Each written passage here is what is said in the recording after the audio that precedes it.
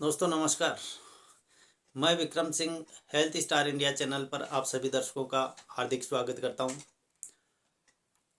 आज हम बात करने वाले हैं मानव शरीर में होने वाले रोगों का इतिहास क्या है, रोगों की पहचान और इलाज कैसे विकसित हुआ, क्या सफ़र रहा है। इन चीज़ों के बारे में अपन थोड़ी जानकारी शेयर करते हैं। मानव शरीर में रोगों का इतिहास आदम काल से शुरू होता है, जब लोग बीमारियों को अलौकिक शक्तियां जैसे जादू टोना, भूत प्रेत या बाहरी विषयों का कारण मानते थे। उस समय चिकित्सा अनुभव कुछ पारंपरिक तरीकों पर आधारित था। 19वीं सदी में रोगात्मक शरीर रचना विज्ञान के आने के बाद में रोगों को समझने का तरीका बदल दिया।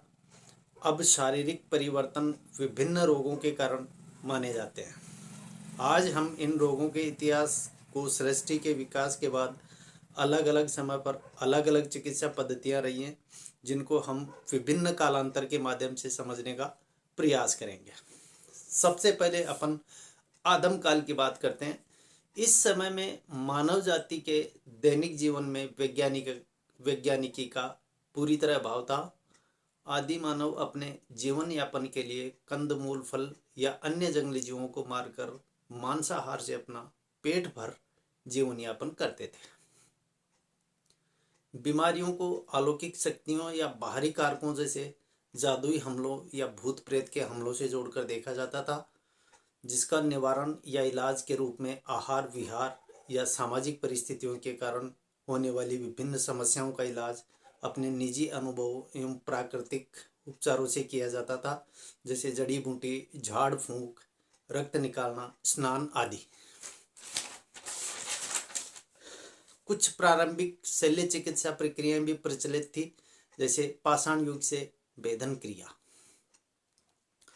अब बात करते हैं हम प्राचीन काल की। आदम युग के अंतिम समय के लोगों में कुछ वैज्ञानिकी की समझ पनपने लगी, जिसके परिणाम के रूप में सुमेरियाई कानून लगभग 1930 ईसा पूर्व के शुरुआती में कानून प्रणालियों में रोगों से संबंधित कुछ नियम स्थापित किए गए।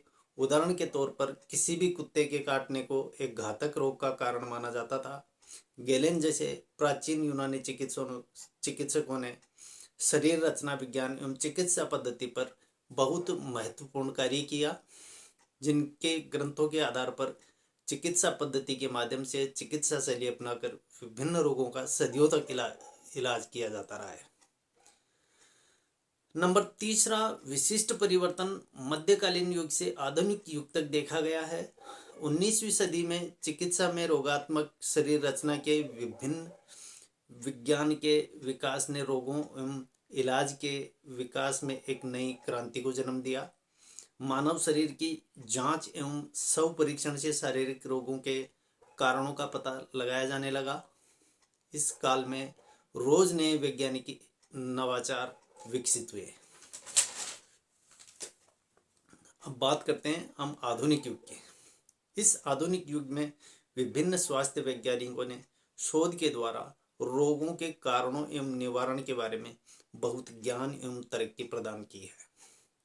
आज आधुनिक युग में रोगों को आंतरिक कारण जैसे आनुवांशिक विकार, हार्मोनल असंतुलन और बाहरी कारणों जैसे पर्यावरण जनित रोग, धूम्रपान जनित रोग दोनों के परिणाम स्वरूप समझा जाता है। रोगात्मक प्रतिक्रियाओं को शरीर के आंतरिक संतुलन में किसी असंतुलन के प्रति प्रतिक्रिया के रूप में देखा जाता है, जिसे जीव समायोजित करने में विफल रहता है। मेरे द्वारा दी गई जानकारी विभिन्न लेखों एवं अनुसंधान पर आधारित है। इस जानकारी को ध्यान से सुनने एवं समझने के लिए आपका दिल से धन्यवाद। चैनल को लाइक, शेयर एवं सब्सक्राइब करना ना भूलें। मिलते हैं हम अगले वीडियो में किसी नई जानकारी के साथ।